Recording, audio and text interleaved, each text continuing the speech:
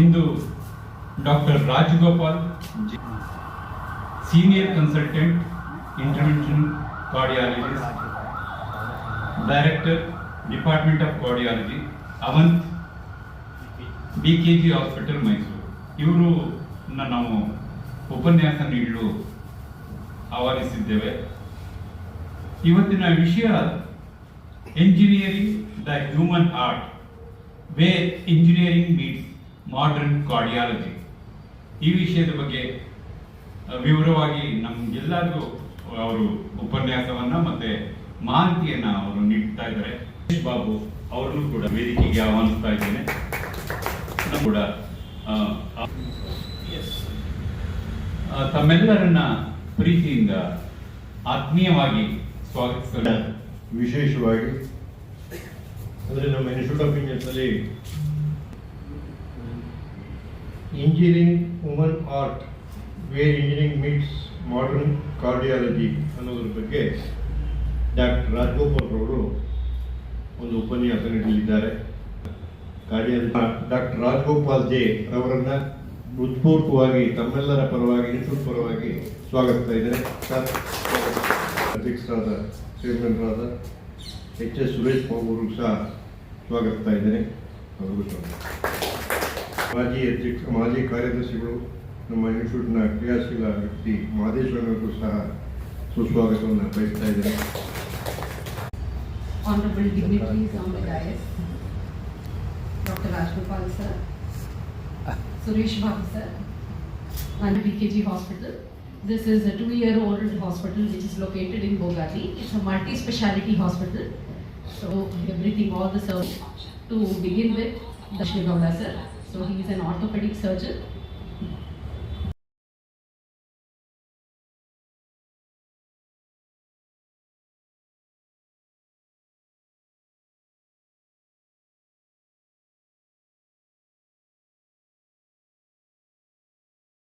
But what I would like to say is, if engineers give us technology, if engineers give us the advancement to even give a fundamental thing to run a hospital, the cath lab that sir operates, just now he finished the procedure and he came out of the cath lab.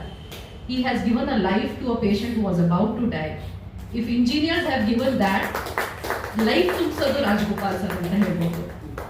ಆ fundamental, ಆ technology, ಆ ಅಡ್ವಾನ್ಸ್ಮೆಂಟ್ನ use ಮಾಡಿ ಈ the most engineered product that is the human body and human being. So filling life into that is by doctor Rajagopal. That is the work he does, and especially in cardiology, it is very, very significant and eminent because a person who might be dying at the verge of collapsing gets a new lease of life in the hand of Dr. Rajagopal. I would like to say that. Apart from that, we have all the other specialties. Also, Suresh Babu sir has to approach us and also provide a health check program for all the employees, for all the engineers and their family members also. Consultant and director of cardiology at Avant BKG hospitals. For the last 2 years, sir has been at Avant BKG multi-speciality hospital. He has numerous things and achievements to his credit. He is highly skilled in both non-invasive and interventional cardiology procedures. Of engineers, special thanks to Suresh Babu for arranging this talk. Kannada maatadbeka, English is parallel. English is comfortable. Okay. I'm not so very fluent in Kannada. Anybody particularly wants Kannada, I can speak, but please don't laugh at me. So, talk for an engineer. So, as a MBBS graduate, I was a graduate of the MMC. Hostel, I used to see engineering and medicine are, say, two different subjects, two different worlds apart. So, this question comes as early as your 10th standard. So whenever you are in 10th standard, whether yourself or your kids, 10th or 12th, you start engineering and doctor, the medical field are merging so much that there are biomedical engineers, there are doctors who actually treat like engineers. Say for example, I do a rock ablation When I do angioplasty, most of the time I'm using engineering tools. I'm doing some plumbing and doing some fixing, some sealing. It's very similar to the engineering things what the industry does. So we actually engineer inside the heart. So it's merging, but when you see actually role in medicine is extremely there. Doctors are essential for patient care and doing everything else, but the innovation is actually driven by engineering. When you see most 90% of the equipments which we use, of the technology which we have, most of them is driven by engineering and biotech. The end beneficiaries of the engineering world. So just to give examples, you can see the MRI and CT scan which is there everywhere, we use it left and right. Actually it is designed by the engineers and the physicians, but we are the end users and patients are the end beneficiaries. So it comes back, the engineer, what is an angiogram and what is an angioplasty. We all know of the heart contains three main arteries. These three main arteries are called the LAD, LCX and the RCA. These arteries are supplied from the aorta, these supply blood to the heart. So any point of time when there is a plaque buildup, this is the cholesterol which is building up inside the artery, when it reaches a critical point, so this seed of the cholesterol will be there in the early life, as early as childhood and teens, and once it keeps on increasing, then the oxygen supply to that area of the heart starts reducing. That is when it comes to more than 80-90%, you start getting something called as angina. This is called the chest pain or the angina. When this 90% gets blocked with a clot, so the angina becomes a heart attack. So it becomes 100% blocked. So there has to be a clot there above the plaque which causes a heart attack. So this muscle is dead, then the heart function starts deteriorating. So our aim is to reduce this loss of muscle tissue.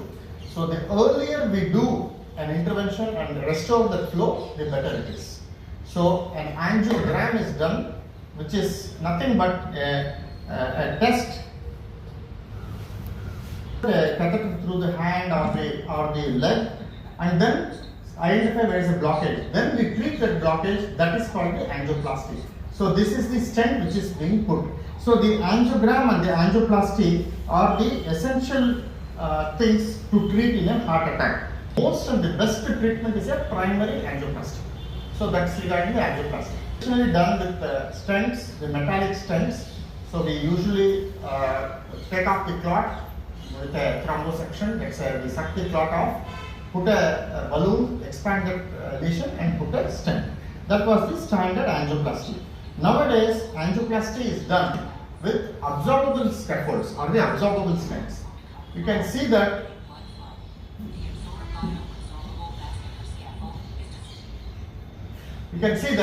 the plaque is there. We put the scaffold or the absorbable stent, expand with a balloon, take out that balloon and the wire.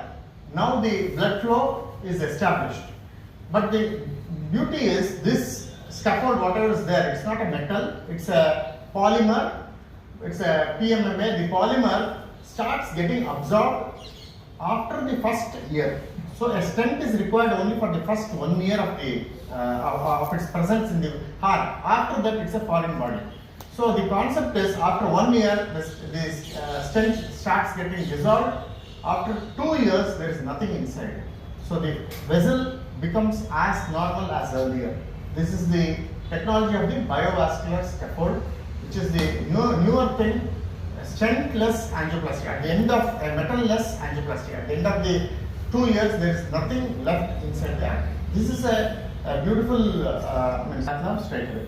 The second innovation which we use is the IVUS or the intravascular ultrasound or the OCT. You can see that once we do the angiogram, we put in this equipment called the IVUS. This IVUS will give an inside view of the artery. So this is where the coronary artery is. You can see there is a clot here, there is calcium here, there is fibrosis here. All that of things the IVUS will tell us. So instead of just seeing the angiogram like this, you can see inside the artery. It gives a clear picture. What is this plaque made of? What is the size of this? Do we need to modify the calcium using cutting balloons or grind it with rotablation, or we can stent it straight away? How much clot is there? Everything this information gives. So this is called an IVUS. A similar one is the OCT, or the optical coherence tomography, which is just the valve replacements. So we know that a valve surgery is the forte of a surgeon. Means always when you need a valve to be replaced, you always call the surgeon. So the surgeon cuts off the chest, opens up, takes off the other valve and puts the artificial valve. That's the use. But now, nice innovation is that we can replace all the valves without surgery. That is the transcutaneous valve implantation. So this, you can see that from the node has become very thick and small. So this valve is stenotic. It's become very small. So the blood flow from the heart into the body becomes less. So the ventricle, the heart starts getting stressed, becomes thick, and the blood flow to the brain and the other parts of the body become less. As time goes by, the heart starts failing. So we do the TAVI, or the transcutaneous aortic valve replacement, with a very, very minimal incision. So you can see the valve here. So once the wire crosses the aortic valve, you put a balloon there, expand the valve, so that the valve becomes open. So this is the balloon. This is called a balloon valvuloplasty. So after that, we put in a valve. So the valve, just like the surgical valve. So this is the valve. You can see that's an artificial valve inside. The valve is made from either cow and a balloon. The balloon expands and fixes itself to the valve. So this is all the procedure. The balloon is deflated, taken out, everything is taken out. Then from the leg, the sheath. Procedure is 1 hour. Patient walks home the next day without any scar, without anything, just as good as a patient who has had an open heart surgery. The patient for an open heart, otherwise a TAVI is a very good procedure. So there is a different type of TAVI called as a self-expanding valve. So in this, what we do, this is a similar procedure.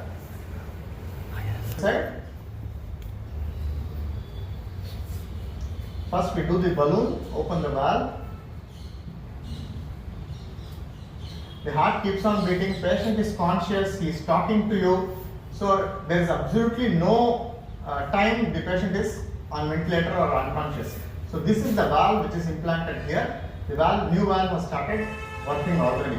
Once the new valve starts working, we measure everything, all the parameters. If everything is fine, we take out the balloon and the device, and it's good to go. So the patient actually can walk out of the cath lab once we close the leg wound.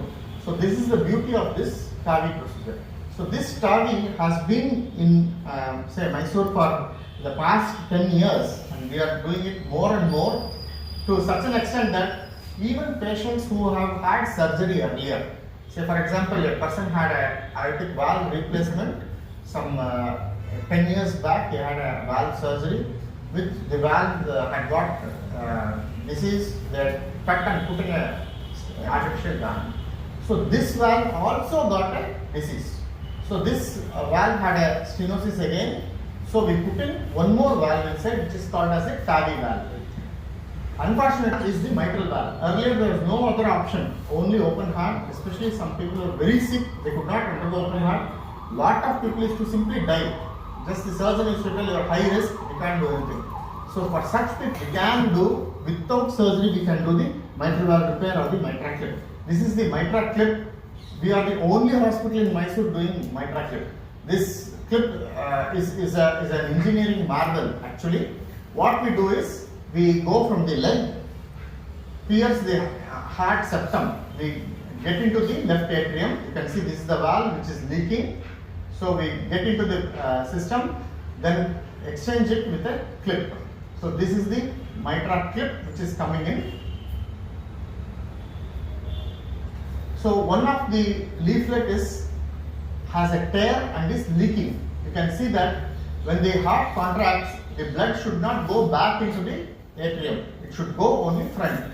Unfortunately, in this condition, the valve is leaking, the blood is flowing back.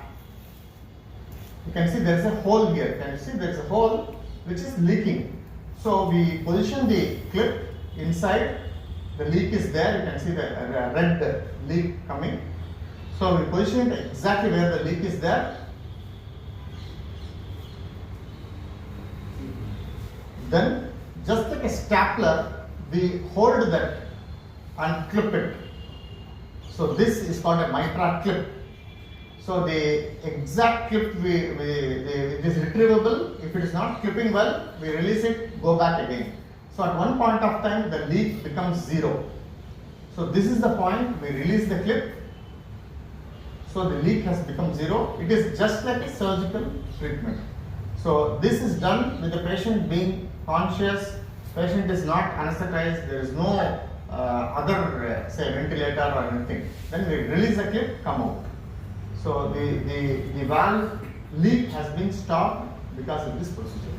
So this is called the mitra clip. And mitra clip is, there is one more part as the mitral valve percutaneous replacement. So you can replace the valve. This is the valve which is leaking. You put one more valve above that. This is a mitral valve replacement. So you put that mitral valve so that the new valve starts working within this valve. This is a new technology which has not come into India yet.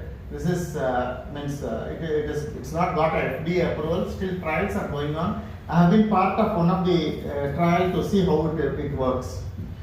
So next there is devices called as a CRT. So all three of them are made to contract coordinatedly. So when it contracts coordinatedly, the heart function improves and the patient ejection fraction improves and he comes out of heart failure. That's a mechanism. It's just like a pacemaker, a little bit more complex than a pacemaker. We usually know that pacemaker will have two leads. It's implanted here. The lead is inside the heart. This leadless pacemaker is like a pen drive, a small pen drive. We put it from the leg, go into the heart. We position it exactly. You can see that it's positioned wherever the right ventricle is there. Once it's positioned, you release it. So once it's released, it sits inside and starts pacing. So this is a leadless pacemaker which works for 12 to 14 years. After 14 years, you just put in one more pacemaker there. So this is for patients who are too old, who don't have an access, who have lot of other issues. You can easily do a leadless pacemaker. The other thing the complex thing which we are doing is the aortic aneurysm. So what is this? Earlier, aortic aneurysm is nothing but the aorta, the main artery of the body aneurysm. So this keeps on increasing and at one point of time it can burst. So when it starts leaking or getting burst, there is a chance of a sudden death. So this traditionally we had to do an open. The vascular surgeon had to cut open this, put a graft from here to here. It was a very huge surgery. 50% of patients used to die on table. Endovascular repair of the TEVAR. It's called the TEVAR. So what we do is from the leg we put one wire here, one more wire from the left. We have got something called as a stent graft or a covered stent. Just like a stent in the heart, this stent is for the aorta. Huge stent. Earlier we measure everything. Put a stent here. It has two limbs. It's called a pajama graft. Just like a pajama has two legs, you have got the main body, a right limb and a left limb. Put the first right limb, then release this. It will fold down. Cross it through the left. We put one more leg, the left limb also we put. Once this is released, we put the left limb. This is the left limb coming in. So once the left limb is put in, the blood flow from the heart through the aorta comes into the lower limbs without getting into the aneurysm. So the aneurysm is in the heart. We all know that basically in children, but in also adults, we have holes in the heart which come due to birth defects.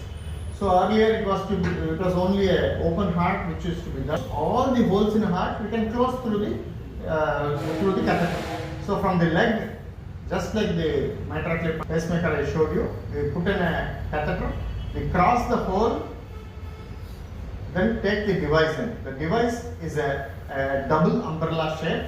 One umbrella sits on the left atrium, one umbrella on the right atrium. The device now closes that, we take out the entire thing and release this device. So the device gets incorporated within 6 months and there is no need for any treatment after this. Makes the incision, you can see that it takes this artery and anastomosis here, does the bypass surgery. What the surgeon does here, he sits in some other room or the same room side, then the robo hands do it. So the assistant only gives the equipments to the robot. So the surgeon is sitting here. The surgeon is sitting, seeing somewhere, whereas the surgery is done by the robot. So, of course, the robot cannot decide which artery to graft and everything. The surgeons have to do it there. But this makes the robot has extensive hands, very thin hands, which can go anywhere and easily repair. Unlike the surgeons who have to have a big vision. So that's the beauty of this robotic bypass surgery, which has revolutionized the recovery from surgery. So the patient does not need a big scar. So robotic bypass surgery is a in thing now. I think a lot of hospitals are advising for robotic bypass surgery. All what I have told is after you have got a heart disease. So our focus today is how to prevent the heart disease, right? So how to prevent a heart attack? Can heart attack be prevented or not? Prevented. So both yes and no. So there are in say 100 patients you take, 90% of the time you have preventable risk factors. Only 10% of the time you have got non-preventable risk factors. So there are things called as modifiable factors and then non-modifiable factors. So modifiable factors are stress. Number one killer today is stress. It's not diabetes, it's not smoking. With non-diabetic, with minimal chest pain, you don't take it so seriously as a 70-year-old. So that is the importance of age. Then of a say coronary artery disease, probably due to heart attack, the risk is 50%. If your parents have a heart attack, one parent has a heart attack, you have a 30% risk. Two parents have a heart attack, you have a 100% risk of getting a heart attack in your lifetime. So that is the importance of a family history. So once you have someone in the family having a heart attack, you have to get yourself evaluated very, very carefully. Don't think that it is his karma, I will not get it. So the karma is partly the gene also. So say there was a large study which was the intra-heart study. This study was done in almost 71 countries and 30,000 patients with heart attacks were seen. In that, it was seen that 91% of the heart attacks can be prevented by these 9 factors. So 91% are predicted by these factors. That is, number one is smoking, diabetes, hypertension, obesity. If there is obesity, that is abdominal obesity. Indians, you will see that many of them are quite thin to see, but when you measure their waist, they have a pot belly. This pot belly is a risk factor for a heart disease. So this pot belly corresponds to cholesterol deposition inside the heart. So whenever anybody has a pot belly, however thin he may be, he has a high risk. So having a pot belly is a very, very bad prognosis according to this intra-heart study. Then psychosocial index means stress, his family support, the loneliness and the support he has from the society. All these predict the heart attack. So heart attack actually comes to. If you are lonely, you don't have anyone to get supported, the risk of a heart attack is very, very high. I think friends are more dependable than patients and sons and children in this age, I am sure. So having a good friend, having an association like this, I think it works a lot in your favor. Yes, exercise is very, very important to get a heart attack early in life or not.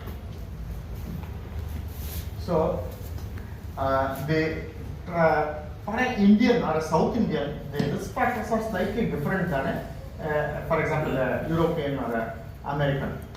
See, traditionally, high BMI obesity, that is, body weight more than 100 kgs, BMI more than 31, was considered high risk factor. But in India, your weight need not be more, only your stomach. Whereas in India, LDL is not very high. When you see average LDLs among Indians, the average LDL is around 80, 90, less than 100. In population, 150, 200 is very common. So there the heart attacks are high. But nowadays, when you see the average heart attack lipid profile, the LDL in Indians is hardly 70, 80, 90. So even we get heart attacks. So it does not mean that it's not causing, but we are vulnerable at even that level. All are related to stress. Number 5 is the annual checkup. Agreed? When you go to the doctor, he prescribes a medicine, the first thing what you ask, sir, aim tibodu. Right?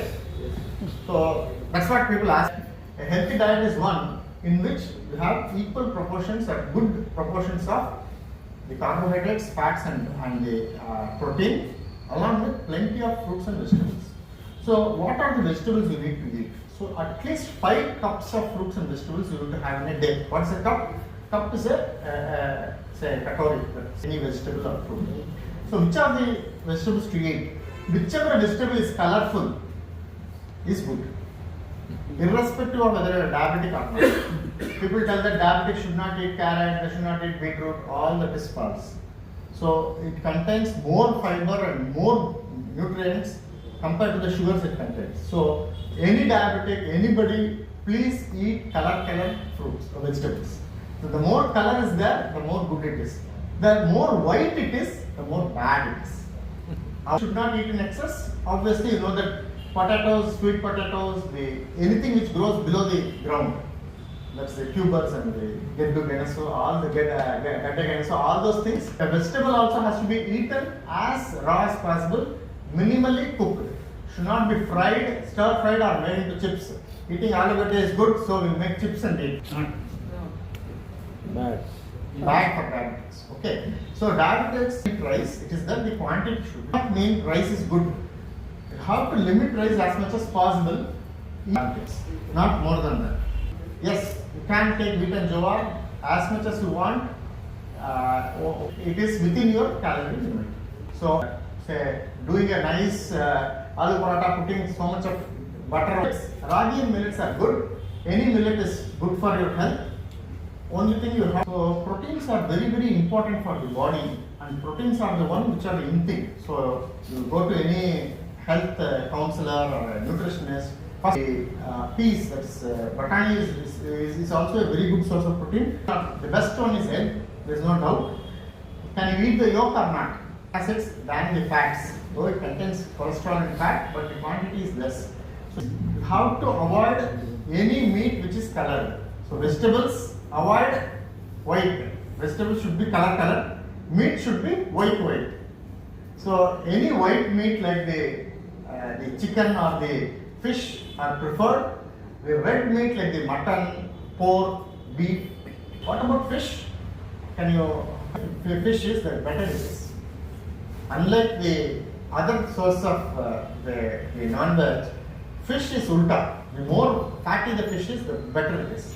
But the fish has to be prepared such that you don't fry it more in oil. When you fry it in oil, all the good fat what that has gets dissolved off. So you have to cook the fish without oil. That's the way you preserve the good things in fish. Never make a fish fry. Better to either boil it or grill it. Of course, the Japanese eat it without anything. That's sushi. So chicken has to be skinless. The skin contains most of the fat. Can be cooked but not fried. So a fried chicken is nothing but replacing the outer layer of protein, high in cholesterol, and increase the risk of a biscuit. Yes. No. How many of you consume bread regularly? Biscuits? Bad. Bread is okay. Have you seen the label? If you see the label of the brown bread, it contains 20% whole wheat, 80% is maida. Only the color is brown. So that's the problem. We cannot make the bakeries cannot make bread without maida. If you make bread at home, that's the best one. You can eat. Of course, the entire Western population eats bread only. They don't have chapatis or Indian fast foods because all of them contain, one is maida, that's processed wheat with absolutely no fiber in it. They contain lot of additives to make it white, smooth and shiny, and they contain lot of dalda, that's like vegetable shortening, and salt and sugars. Avoid as much as possible. So next is oil. So which oil you use? So which is the best oil? Coconut oil. So everyone has their own favorite oils. The Olive good oil is problem is very expensive. that is expensive because the oil there is being exported to India because Indians have started consuming olive oil. All oils are bad. It's only the quantity which dictates. You use less oil, groundnut oil is equal to olive oil, it's equal to ginger. Quantity which is 10 to 12 teaspoons of item. Most of our foods contain hidden fats. So when you eat rice, wheat, there is fat inside that also. Though the content is very less, it contains a hidden fat. So the amount of fat you need is already. So there is nothing that has good fat, but there are bad fats. Which are the bad fats? So the fats which are solid at room temperature. The worst is the dalda because it's a hydrogenated fat. You have got coconut oil which solidifies at room temperature, ghee and butter. So to get good ghee, say hopefully Nandini ghee is pure and good. So if you make ghee at home, whatever oil you are using, you can substitute it with ghee. But you reduce half a teaspoon of oil in your food. That's all. Dry fruits? Yes, good, bad. Good. Very good. Very good. Reasonably. Yes. The thing is moderation. So how much dry fruits you can eat? You can eat one handful of dry fruits in a day. Pista, badam, walnut, and to some extent the groundnut. Not to a very high extent, but to some extent. Whereas the bad nuts are the cashew nut and the raisins. So dates are a good source of iron, but for a diabetic, it's not good. So dates, which has the best evidence is coffee. So coffee in moderation, that is 2 cups of coffee in a day. A cup is equal to 100 mg of caffeine. So 2 cups of coffee in a day is supposed to exact evidence that tea is good, but tea has an Green. Any of you like green tea? No, sir.